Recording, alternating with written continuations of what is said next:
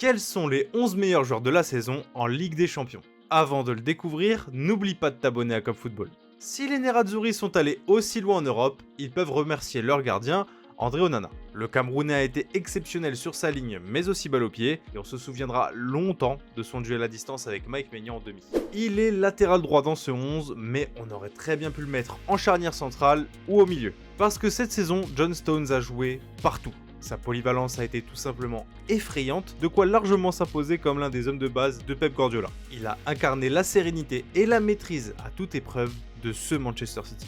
On parlait de révélation avec John Stones, on reste dans le thème avec Antonio Silva. Simple espoir en début de saison, le défenseur portugais a rapidement explosé et s'est logiquement fait une place dans le 11 de départ benfiquiste. Rapide, solide, propre, intelligent, serein, même face au Cador, Antonio Silva a tout pour lui. Et il n'a que 19 ans. Alessandro Bastoni a confirmé cette saison qu'il faisait partie des tout meilleurs à son poste et ses preuves, il les a faites sur la scène européenne. L'Italien de 24 ans a étonné les observateurs par son leadership et sa régularité, mais aussi ses qualités de jeu. Il a tout du central moderne et c'est tout naturellement qu'il truste une place dans ce 11. On reste à l'Inter et toujours avec un gaucher, Federico Di Marco. À 25 ans, celui qui a longtemps fait le tour de l'Italie en prêt n'était clairement pas attendu à ce niveau, mais sa constance et sa capacité à jouer des deux côtés du terrain lui ont permis de s'imposer comme une valeur sûre de l'Inter Milan. Lui aussi, c'est une sacrée valeur sûre, c'est même le gars sûr de Pep Guardiola, Rodri. L'Espagnol a composté son ticket pour figurer parmi les tout meilleurs 6 du monde actuellement, mais pas que, puisqu'on se souviendra longtemps de son pétard face au Bayern Munich. Bref, un incontournable des Sky Blues. Suivant, Nicolo Barella.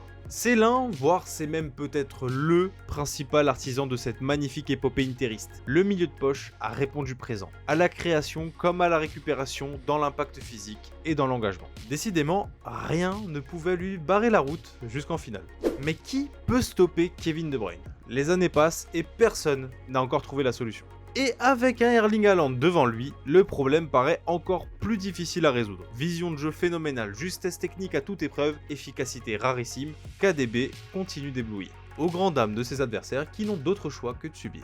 Comment qualifier la saison de Bernardo Silva en Ligue des Champions? Car s'il est un peu moins en vue en championnat, le Portugais a fait de la C1 un véritable jeu d'enfant. Résultat, c'est toutes les équipes adverses qui ont souffert de sa polyvalence, de son intelligence, de sa clairvoyance et de sa patte gauche. Et face au Real Madrid, le petit Lusitanien a peut-être livré son plus grand récital, légendaire. Lui aussi a marqué les esprits, encore.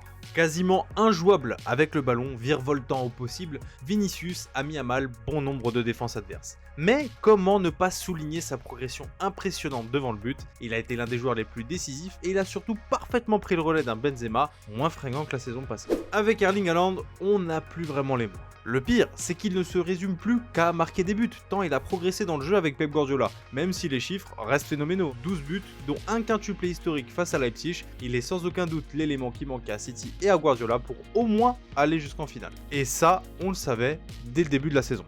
Évidemment, il y a des oubliés, et donc il y aura des déçus. Gundogan, Osimhen, Benzema, il fallait faire un choix, et donc on vous laisse faire votre choix en commentaire. N'hésitez pas à balancer votre 11 favoris de cette édition de la Ligue des Champions.